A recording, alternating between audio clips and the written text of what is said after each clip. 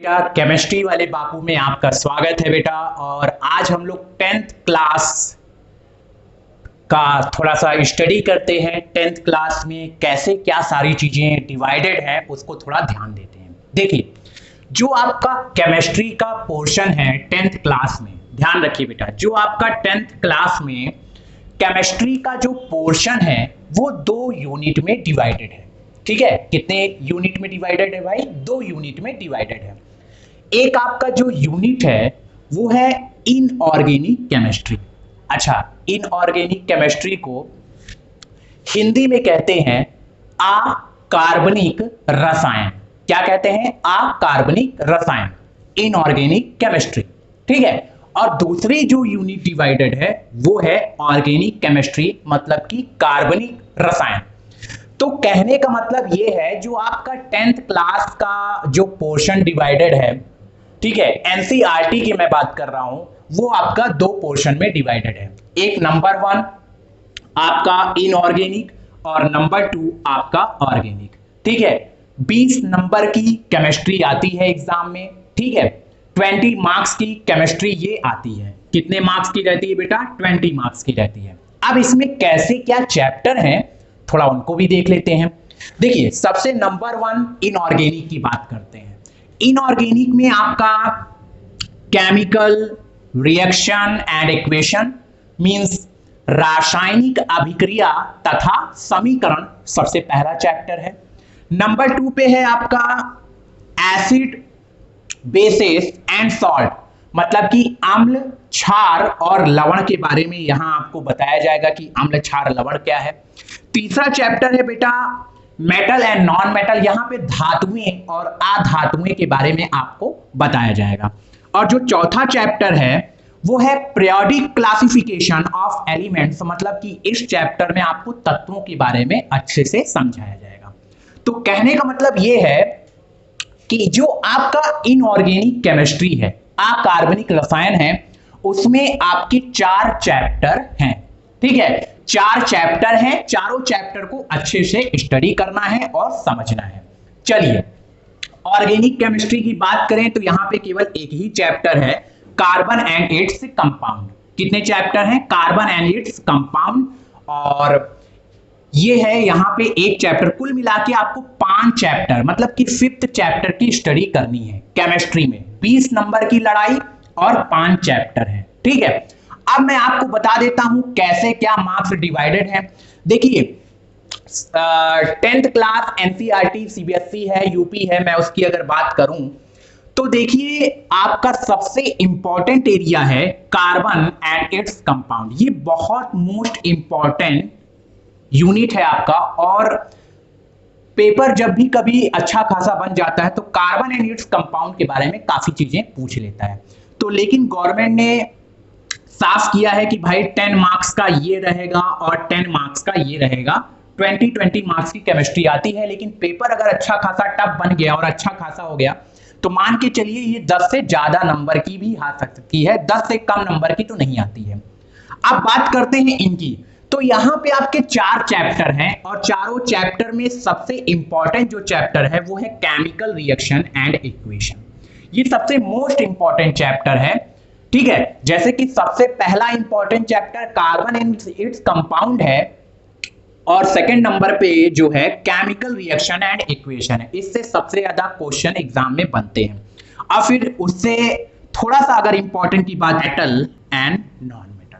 तो I am sure, I hope कि आपको ये सारी चीजें समझ में आ गई होंगी।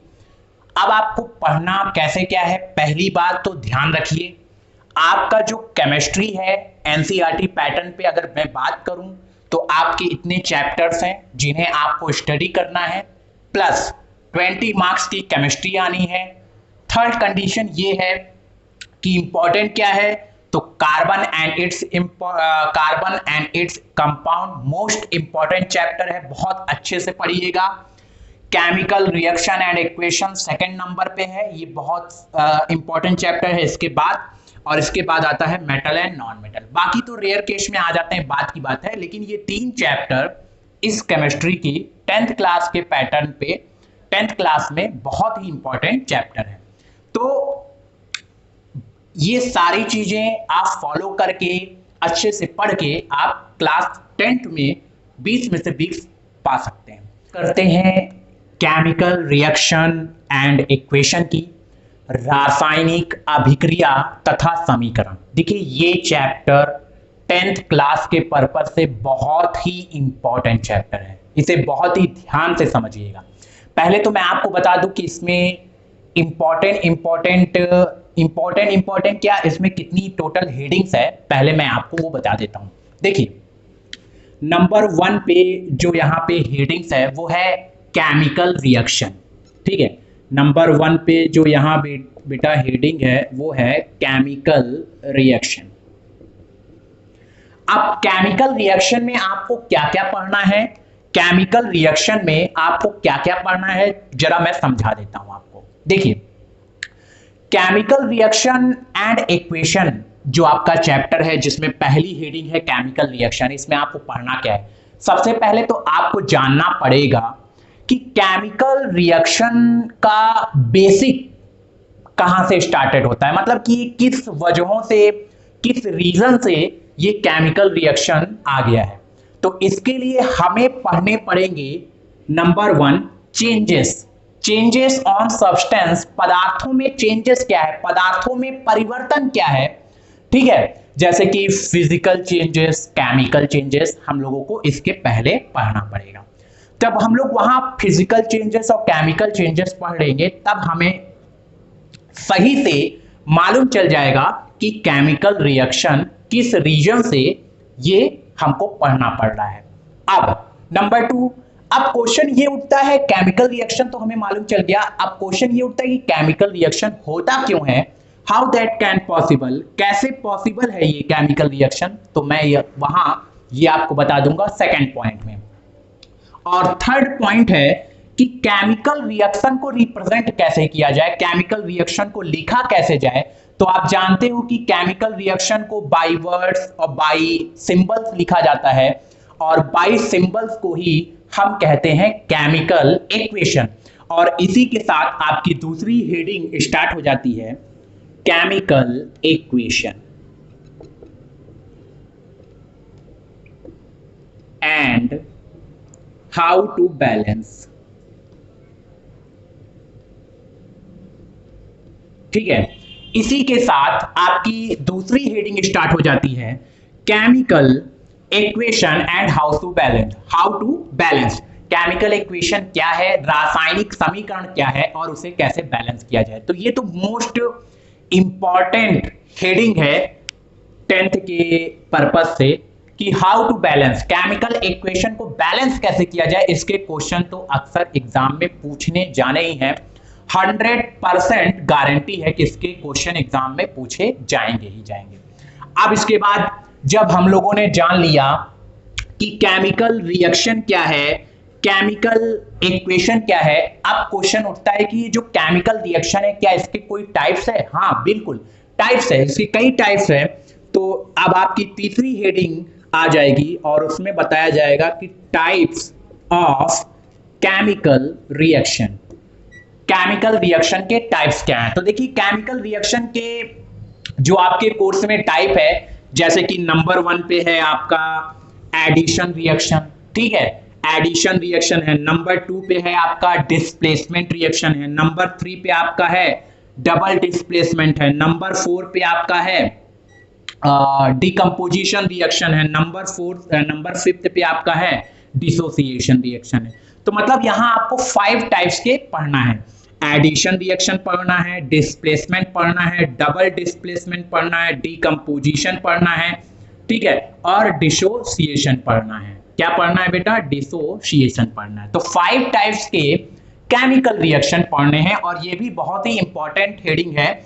इसमें सबसे ज्यादा जो पूछा जाता है एग्जाम में वो पूछा जाता है कि डिकम्पोजिशन रिएक्शन क्या है, अपघटन रिएक्शन क्या है और उनके टाइप क्या है, डिसोसिएशन मतलब कि वियोजन अभिक्रिया क्या है, उनके टाइप्स क्या है, और डबल डिस्प्लेसमेंट क्या है, उनके टाइप्स क्या है। क्योंकि आप जानते हो कि जो आपका डबल डिस्प्लेसमेंट है वो 2 टाइप का होता है, न्यूट्रलाइजेशन और एक आपका होता है प्रेसिपिटेशन। तो प्रेसिपिटेशन मतलब कि अवक्षेपण अक्सर एग्जाम में पूछा जाता है। तो ये आपका दो टाइप का है, न्यूट्रलाइजेशन और प्रेसिपिटेशन। ठीक है, तो ये तीन जो है, तीन मोस्ट इंपॉर्टेंट रिएक्शन है जो अक्सर एनसीईआरटी पैटर्न पे पूछे जाते हैं।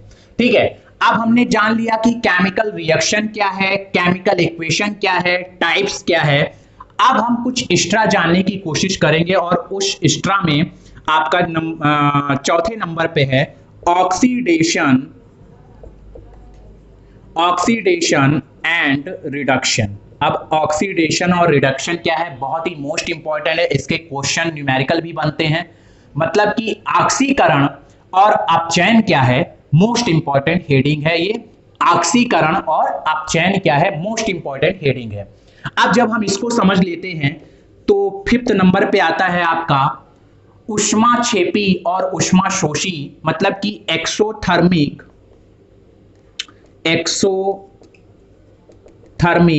And endothermic. ठीक है, मतलब कि एक्सोथर्मिक का मतलब है ऊष्माक्षेपी और एंडोथर्मिक का मतलब थर्मिक और एंडोथर्मिक ऊष्माक्षेपी और ऊष्माशोषी अभिक्रियाएं हैं। और इसके बाद आपका है कोरेजन एंड रेंसिडिटी, मतलब कि संक्षारण और विकृति गंधिता। तो ले देखिए आपके इस चैप्टर में 6 पॉइंट हैं जो हम लोगों को पढ़ने हैं। मैंने सारे इंपॉर्टेंट चीजें भी आपको बता दी हैं। ठीक है, तो वीडियो को आगे देखते रहिए और समझते रहिए।